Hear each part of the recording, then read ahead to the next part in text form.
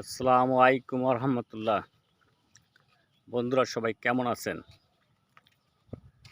আপনাদের সাথে একটি ঘটনা শেয়ার করি। কয়েকদিন আগে আমার বিকাশে কিছু টাকা এসেছিল। 2500 টাকা একজন ভুল করে আমার নাম্বারে সেন্ড করেছিল। পরবর্তীতে আমাকে জানালো যে আমার টাকা ভুল করে আপনার বিকাশে চলে গেছে।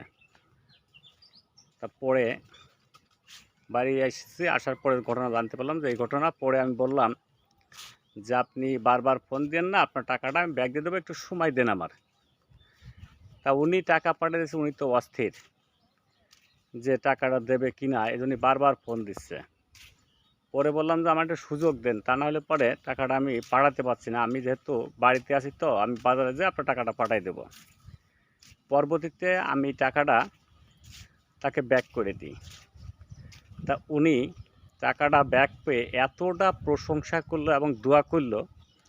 পরবর্তীতে উনি বলল যে আমি একজন মসজিদের ইমাম, সেই সাথে একটি এতিমখানায় শিক্ষকতা করি। তা আপনি টাকাটা দিলেন, এই টাকাটাও আমার না, এই টাকাটা ওই মাদ্রাসার। তা এতটা প্রশংসার এতটা দোয়া করল যে আমি আসলে মুগ্ধ। আর একটি আসলে টাকাটা যেহেতু আমার না, এই টাকাটা সাথে সাথে ব্যাক দেওয়া আমারও কর্তব্য।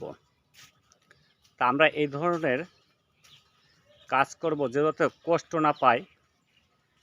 কারোর মোবাইলে ভুলে টাকা যেতেই পারে। তা টাকাটা সবাই, কেউ যদি এরকম সিচুয়েশনে পড়েন, তাহলে অবশ্যই টাকাটা ব্যাক দিয়ে দেবেন মানুষের। তাহলে মানুষের আত্মবিশ্বাস বাড়বে। এই টাকাটা হতে পারে একজন অসহায় মানুষের, হতে পারে একজন রোগাগ্রস্ত ব্যক্তির, এরকম মানুষের হতে পারে যে একেবারে নিহাত গরিব মানুষ, কিংবা এই টাকাটা না হলে চিকিৎসা হচ্ছে না।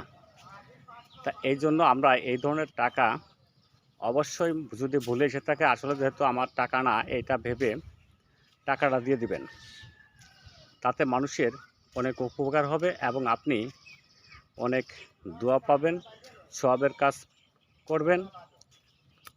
দেখবেন কতটা প্রশংসা, কতটা মানুষে আপনার জন্য দোয়া করে। তা ভিডিওটা এ পর্যন্তই, বেশি লম্বা করব না। সবাই ভালো থাকবেন, সুস্থ থাকবেন। আল্লাহ হাফেজ।